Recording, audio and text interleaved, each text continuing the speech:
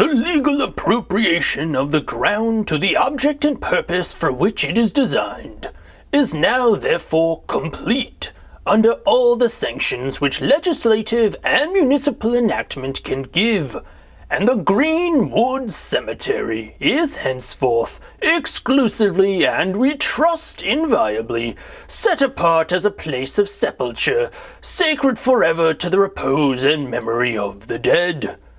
The Trustees of Greenwood Cemetery, New York, September 14th, 1839. Hey gang! Dave Alfonso here, as always. And over the past year, with most of the country, the world, under quarantine, I've been finding myself in search of solace, greenery, and a lot of fresh air. So I've been biking to Greenwood Cemetery in the middle of Brooklyn. Greenwood is a 478-acre cemetery containing 200 years of American history. I found it to be a fascinating place, and I'd like to tell you a little bit about it. So lace up your walking shoes and be sure to hydrate, because today we're going on a tour of Greenwood Cemetery.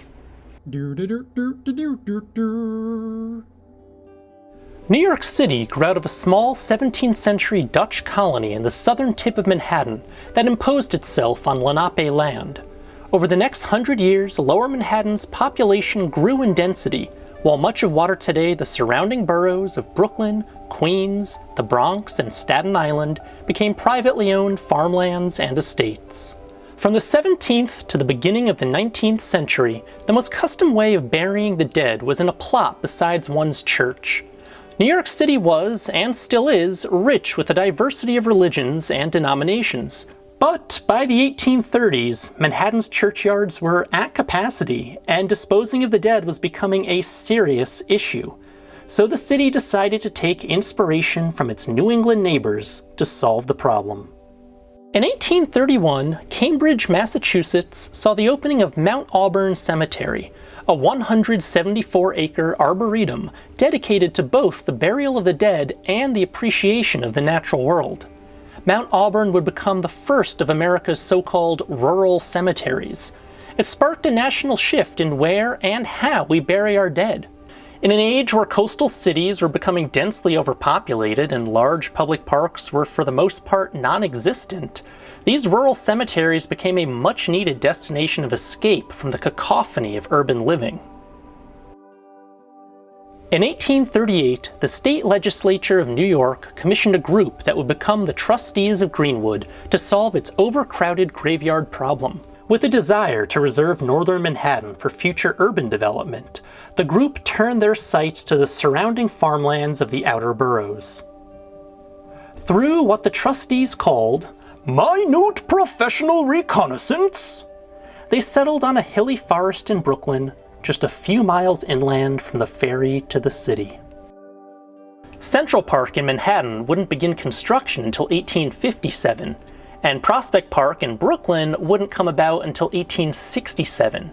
So for nearly 20 years, Greenwood Cemetery was New York City's sole sylvan getaway, and the public flocked to its ample hills on weekends.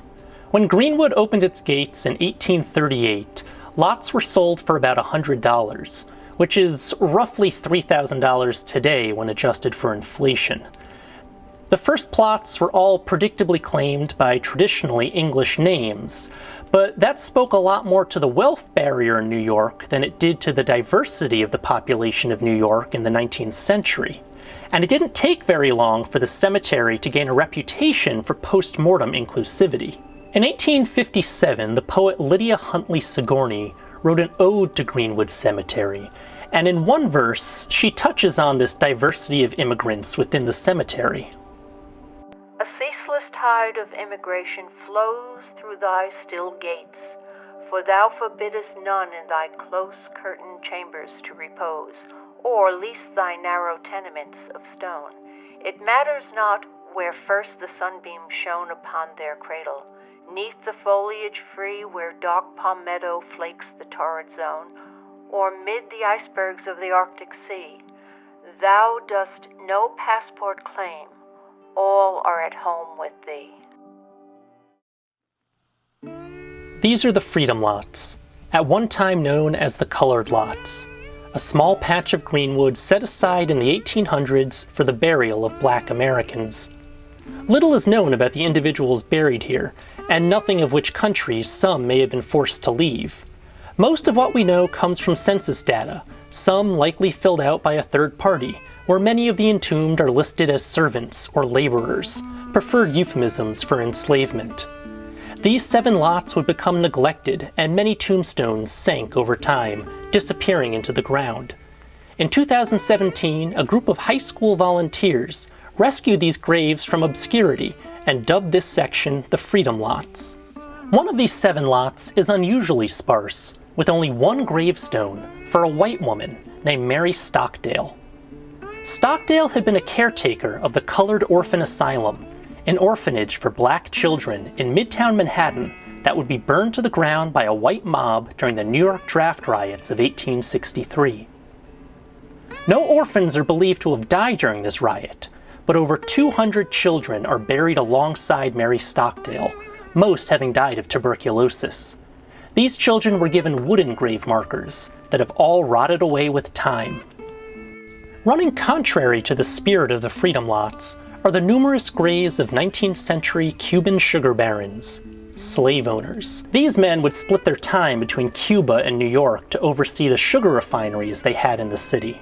These barons had much in common with the United States' own founding fathers, who wielded capitalist ideologies to fight perceived imperialist oppression. Many supported Cuba's first fight for independence from Spain during the 10 Years' War, and many would lose entire fortunes in the effort. One such sugar baron was Miguel de Aldama y Alfonso, no relation, who would eventually die penniless in Havana. Aldama is reported to have said with his dying breath, "Do not bury me in this enslaved land. Place my bones in a free land." To honor his dying wish, he was returned to New York City. He was buried in a family tomb at Greenwood that he had had built years earlier to bury his father Domingo and his wife Hilaria. Greenwood Cemetery is often cited as the final home of some of New York's biggest artistic celebrities, many themselves being the children of immigrants. In addition to artists, there are also notable inventors, journalists, and politicians buried throughout. I'm told Boss Tweed is buried here, but I haven't found his grave yet. This is the plot of Brooklyn's second-to-last mayor, Charles Sheeran. An ominous sculpture of the Archangel Azrael spreads her arms over the graves of Sheeran and his family. Out of all the monuments at Greenwood Cemetery, I find this one to be by far the most unnerving. A visit to Greenwood also provides access to the highest point in Brooklyn. The spot is known as Battle Hill, named for a battle during the American Revolution that accrued the most British casualties.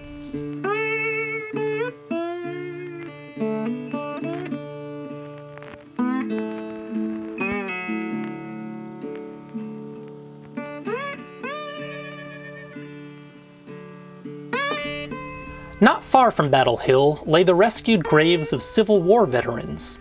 There are over 3,000 known veterans of the Civil War buried at Greenwood. In the early 2000s, the cemetery worked to provide markers for the lost and/or rediscovered graves of veterans. The only soldier of this war to receive a sculpture on their grave is Clarence D. Mackenzie, dead at age 12, affectionately known as the Drummer Boy. He was Brooklyn's first casualty of the Civil War, and was killed by his own Yankee brethren when a stray bullet struck him in base camp during target practice. A sculpture was the least they could do for this poor boy.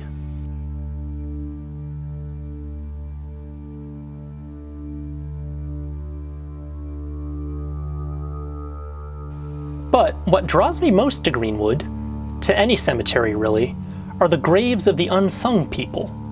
Mundane markers which all look so much alike, easily drawn by any child, representative symbols that can be found in both comics and on canvas, the everyday epitaphs like "Gone but Not Forgotten" and "Rest in Peace," a whole lifetime summarized by a dash between two numbers. But what goes on these stones, what forms these final homes take, usually has little input from the dead. When people die, they're often immortalized in stone through their relation to the still living, And in this way, the living lay claim to us when we pass. So, a woman becomes a wife for eternity, regardless if she would have rather been remembered by her profession, or as a hobbyist, or as a daughter. You see this throughout all cemeteries. Sometimes the dead are identified only by their familial roles. This grave is identified only as my husband. The name suggests to me that in his death, this man's wife reclaimed something of herself, as if she wanted the world to know that she was the one still living. She was the one standing over his grave. But out of all the titles thrust upon us in death, the one that suggests the saddest story to me is that of Aunt Sarah. Who was this Sarah? Seemingly an old maid, never to marry, to be identified forever in death only by her relationship to her siblings' children. Aunt Sarah. The moniker is like a name bestowed upon a family pet. I hope this Sarah actually truly loved her nieces and or nephews. Many graves are covered with votive offerings, gifts, or trinkets. Sometimes they may be small mementos of the deceased's passions in life. I've always been drawn to these pinwheels that seem intended to add some movement to these still plots. Is that wind passing through, or a restless spirit?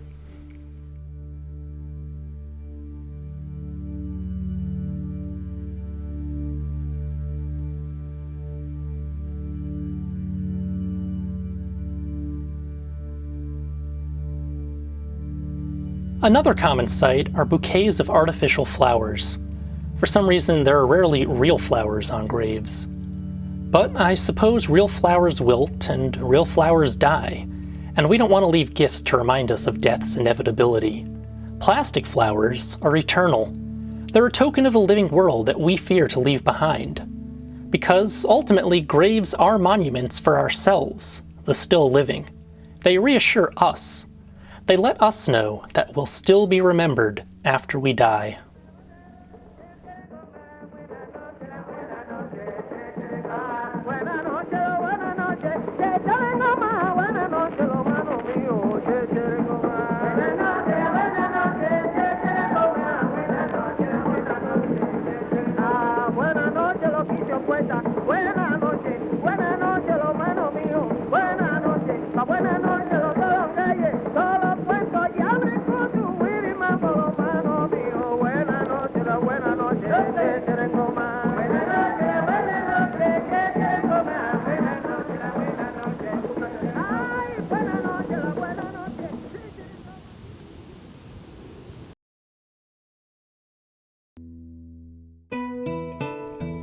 Hey gang, thanks for watching this video and supporting me as always. If it wasn't obvious, Greenwood is huge and there is a lot more that you can explore on your own. I didn't even touch on the parrots that live at the entrance, a whole colony of parrots. Last summer I thought I'd be able to start getting these videos out maybe once a month, but 9 months went by, it was a very busy year, and I only managed to get this one completed just now. So maybe I'll get 1 or 2 more done this summer. Stay tuned, and thanks again for all the support.